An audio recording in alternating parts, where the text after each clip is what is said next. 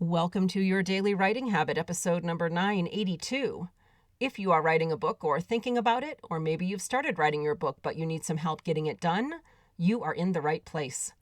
Good morning. Happy Monday, everyone. I'm your host, Christine Whitmarsh. If you're looking for me online, look for Christine Inc., like that stuff we write with. Each day, I'm sharing with you the writing habits I've learned over my 20 years as a ghostwriter, book coach, and author.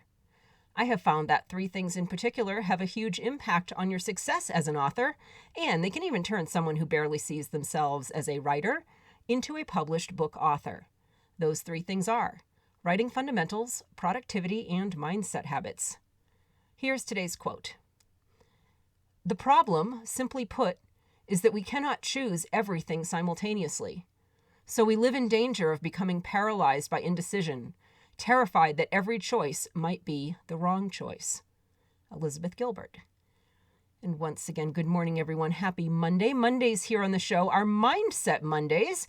And as I say in the show opener every day, my three pillars for turning non-authors into published authors are writing fundamentals, productivity, and mindset habits. And I see for myself every day as an author and also as a book writing coach how beautifully these three things work together in tandem, like a symphony. The book writing process at times requires each of these three things and all of them. And having the right mindset puts you in the right headspace to make the other two things, writing fundamentals and productivity, work.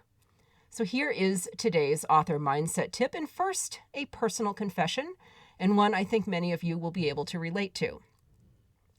Decision paralysis about which project that I should do next is a massive thing in my life, believe it or not. Like all of us creative people, I pretty much have a new project idea like every 5 minutes. So which one do I do next? Which one to start next? There's the decision paralysis that it might not be the quote unquote right project. And if it isn't, am I wasting my precious time even starting it? Especially now when I think all of us realize more than ever before how precious time really is. And this is honestly why I've been toggling between projects since publishing my memoir, The Power of the Curve, last year. I think it's also because of all my books, this one has actually been the most successful. So then there's another little mind gremlin saying, how on earth are you going to top that? So that comes into play as well.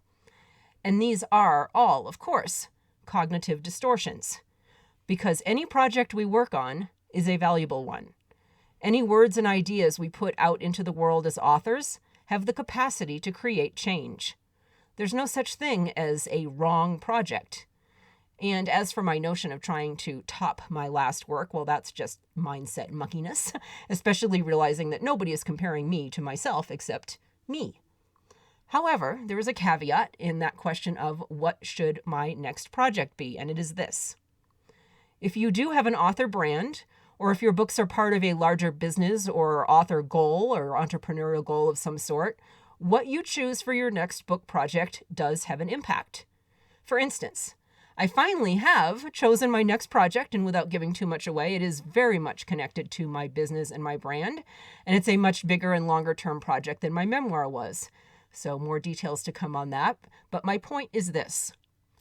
If you are an author with a business or a brand or other large reason for writing books, yes, choosing your next project should be at least somewhat of an intentional decision. Ask yourself, what are you currently focusing on in your bigger author brand or your business, and what book could best support those goals? And then connect the entrepreneurial dots. But for those of you writing books for leisure, or if you don't yet have an author brand that has a foundation of specific themes and ideas and narratives that you want to express to your readers and build on with each book, well, you're kind of off the hook here. And I can't say I'm not a little bit jealous of all of you in this position that you get to literally write whatever your heart desires. Of course, in a way, that creates a whole new loop of decision paralysis. For all of us, though, whether entrepreneurial or passion authors alike, my very best tip for getting out of decision paralysis is to take action on something, anything. Even if you do end up changing course, an object in motion remains in motion, and that includes us as authors. We are those objects in motion. So get in motion, write something.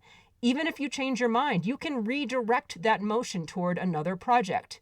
But as long as you're sitting still, the loop of action and sustained momentum remains closed. Open the loop by taking action, thereby closing the entirely other loop of decision paralysis.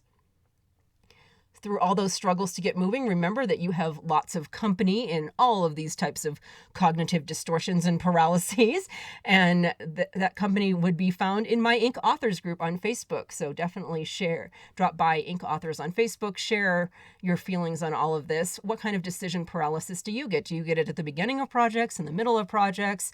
Where do you kind of get, hung up in the book writing process? Please share with us. Inc. Authors on Facebook. Thank you for joining me here on Your Daily Writing Habit, where I am helping you write and finish writing an awesome book. Until tomorrow, happy writing.